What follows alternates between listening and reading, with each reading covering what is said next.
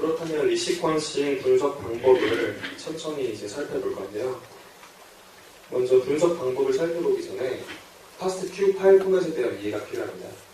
이 FastQ 파일이란 NGS 장치를 이용해서 얻은 절편 정보를 포함하고 있는 건데, 먼저 헤더, 그리고 시퀀싱 정보, 절편이 가지고 있는 시퀀싱 정보, 그리고 구분자, 그리고 시퀀싱 뉴클레오타이드 정보에 대한 퀄리티 스코어, 이렇게 4개로 표현이 됩니다. 헤더부터 보시면 시퀀서가 가지고 있는 특징, 시퀀서 이름, 그리고 위치, 절편 정보가 가지고 있는 위치 정보, 그리고 앞에서 배웠던 인덱스 시퀀스, 이런 정보들이 포함이 됩니다.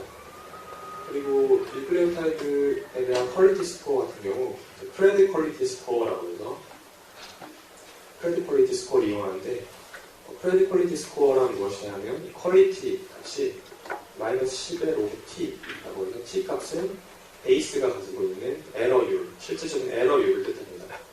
이 에러율을 가지고 로그로 보정한 값이 크레딧 퀄리티 스코어 값인데, 예를 들어서 가장 널리 쓰이고 가장 보편적으로 쓰이는 크레딧 퀄리티 스코어가 30이다 라고 하면은 그대로 대입을 해보시면 30 이퀄 -10의 로그 t가 되게 됩니다. 때문에 -3 이퀄 로그 t 면 t는 1000분의 1이 되죠. 10의 -3승. 그렇기 때문에 에러율이 보통 0.1%다 라고 이렇게 말씀을 드릴 수 있겠습니다. 그러면 전체적으로 이제 프로세스에 대해서 살펴볼 텐데, 이 시퀀싱이라고 해서 이제 하나의 분석 방법이 딱 정해져 있는 것이 아니라 여러 가지 소프트웨어 툴을 사용할 수가 있습니다. 그 중에서도 이제 가장 널리 쓰이고 있는 게 GATK라는 툴인데, 모든 소프트웨어 툴을 제가 설명을 드릴 수가 없기 때문에 시간 관계상 오늘은 GATK를 이용한 SNP 그리고 인델을 어떻게 추출하는지에 대해서 한번 설명을 드리겠습니다. 보시면 가장 먼저 해야 될 게 로우 데이터에 대한 퀄리티 컨트롤이라는데, 로우 데이터란 시퀀서로부터 생산된 아까 앞에서 보셨듯이 절편 정보를 로우 데이터라고 합니다. 로우 데이터에 대한 퀄리티 컨트롤이 필요한데, 가장 널리 쓰이고 있는 프로그램이 FastQC라는 프로그램입니다. 그림을 보시면 아시겠지만 이 FastQC 소프트웨어 툴을 이용하면 절편 정보가 가지고 있는 퀄리티 스코어를 박스앤 히스토플라스로 시각화해서 보여주고 있습니다. 지금 이게 리드 포지션에서 가지고 있는 리드의 퀄리티 정보인데요. 이 예는 지금 일루미나 시퀀서에서 생산된 절편 정보의 예입니다.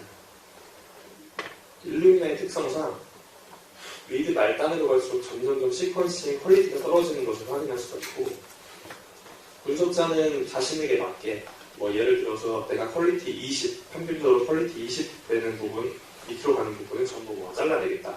그렇게 하면 이 부분 잘라내면 되는 거고, 30 이상이다 그러면 잘라내면 되는 거고, 자기의 분석에 맞게 원하는 대로 이렇게 자를 수가 있게 되는 것입니다. 그것뿐만이 아니라 여러 가지 정보들을 제공하고 있는데, 예를 들어서 앞에서 설명드렸다시피 시퀀싱을 할 때 인덱스 정보 혹은 아댑터 이런 것들이 잘못 시퀀싱이 되어져 있는 경우가 있어요. 그런 경우 이렇게 파악을 해가지고 혹시라도 시퀀싱 도중에 아댑터나 인덱스가 포함되어 있는지 여부 등을 또 파악할 수가 있게 됩니다. 그렇게 전처리 단계가 끝나고 나면은 이제 최종적으로 리드에 대한 매핑이 필요한데, 리드 매핑 같은 경우 어떤 개념으로 이해하시면 되냐면, 앞에서 설명드렸듯이 참조 유전체에 절편들이 이렇게 들러붙는 그것들을 리드 매핑이라고 합니다. 리드 매핑에는 가장 널리 쓰이고 있는 프로그램이 버로우-스테일러 트랜스포메이션 알고리즘을 사용하는 BWA, 포르테이2 두 개가 아주 널리 쓰이고 있는데, 두 개 모두 아웃풋으로 시퀀싱 얼라이먼트 맵이라는 이제 아웃풋 파일을 생성하게 됩니다. 리드 매핑이 되는 예를 세 가지를 들어서 설명을 드리면, 먼저 일루미나 시퀀서 같은 경우는 페어엔드로 정보가 나오기 때문에 참조 유전체에 페어엔드로 정확한 에버리지 사이즈, 인설트 사이즈를 가지고 이렇게 붙는 경우 가장 보편적인 경우고, 참조 유전체와는 다르게 천주 유전체와 개체 간에 이제 0.1% 정도의 변이 차이가 있잖아요. 여기 사이에 이제 인들이 발생할 수가 있습니다. 인설션이나 디리션이 발생할 수가 있는데, 인설션이 발생한 경우 이렇게 멀게 붙는 경우가 발생할 수가 있고, 또한 리드가 이렇게 좁게 붙는 경우가 발생할 수가 있습니다. 또한 이제 완전히 구조적인 변이가 생겨서 한쪽 가다가 한쪽 경우 안에 붙지 않는 싱글톤으로 붙는 경우가 있는데, 이렇게 세 가지 붙는 것을 잘 확인을 하고, 내가 만약에 구조 변이를 파악하고 싶다. 그러면 싱글톤까지도 허용을 해야 되는 거고, 스트릭트하게 변이만을 딱 탐색하겠다라고 하면은 에버리지로 딱 붙는 것만을 분석할 때 사용해야 합니다. 리드 매핑 단계가 끝나고 나면은 GATK2를 이용하기 전에 리드 매핑 단계에서 생긴 아웃풋 파일을 프로세싱하는 과정이 필요한데, 짧게만 설명을 드리면, 먼저 솔팅 앤 애드 리드 그룹 같은 경우 매핑된 리드들의 순서를 정리하고 그 샘플의 ID, 태그 정보 등을 추가하는 과정이고, 리무브 듀플리케이션 같은 경우는 시퀀싱 과정 중에서 한 개의 절편 같은 경우 한 번만 클러스터를 형성해서 중복적으로 되는 것 없이 한 개의 절편만이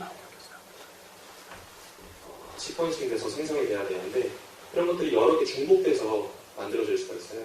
그런 것들을 제거해주는 과정이고, 픽스메이트 같은 경우는 페어헤드 형태로 이제 매핑된 리드의 짝을 다시 한번 확인하는 과정이 되겠습니다.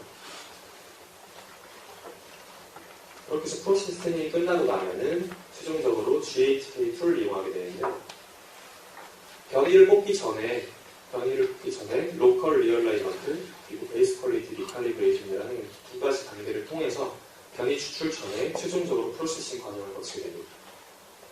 간단하게만 설명을 드리면, 왜 이런 과정들을 해야 되냐면, 천주 유전체에 절편이 이렇게 붙는데, 절편 끝에 만약에 딜리션이 생겼어요. 천주 유전체에 딜리션이 생기면 리드들이 붙었더라도 딜리션 때문에 개체가 가지고 있는 변이다라고 잘못 인식을 할 수가 있기 때문에, 이런 부분들을 다시 재보정해주는 단계가 필요합니다. 이게 바로 로컬 리얼라이먼트라는 단계고,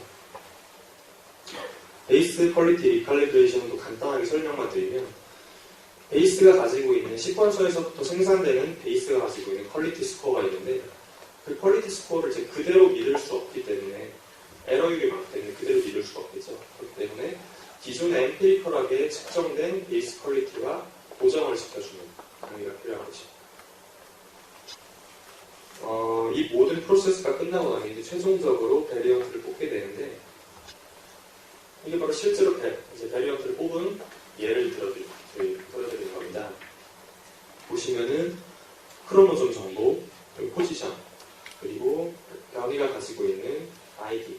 기존에 알려진 SNP 같은 경우 이렇게 RS 값이라고 해가지고 변이가 가지고 있는 이 변이가 어떤 변이인지 변이 정보에 대한 아이디가 나오게 되고, 레퍼런스 시퀀스, 그리고 개체가 가지고 있는 얼터네이티브 시퀀스가 있고, 퀄리티 스코어가 표시가 됩니다.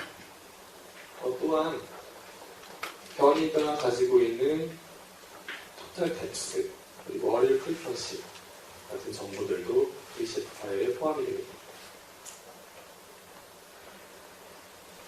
이렇게 해서 리시퀀싱으로 변이를 추출하는 방법에 대해서 설명을 드렸는데, 변이를 추출하는 가장 키가 핵심이 되는 것은 바로 그 뎁스입니다. 뎁스에 의해서 변이를 결국 추출하게 되는 건데, 왜냐면 NGS 장비 같은 경우는 에러율이 어느 정도 있기 때문에 충분한 뎁스가 쌓이지 않으면, 이렇게 하나만 리드가 하나만 붙는 경우 이것을 변이라고 파악하기가 굉장히 힘들어요. 그렇기 때문에 뎁스가 많이 쌓여서 혹시라도 에러가 났다가 하더라도 충분한 뎁스가 쌓이고 나면은 그것이 이제 변이라고 확정을 지을 수 있게 되는 거죠. 그렇기 때문에 NGS 기반의 연구를 할 때 충분한 뎁스, 리시퀀싱 분석 방법 경우 특히 이렇게 충분한 뎁스가 쌓여야지 정확한 정보를 가지고 있다고 할 수가 있겠습니다.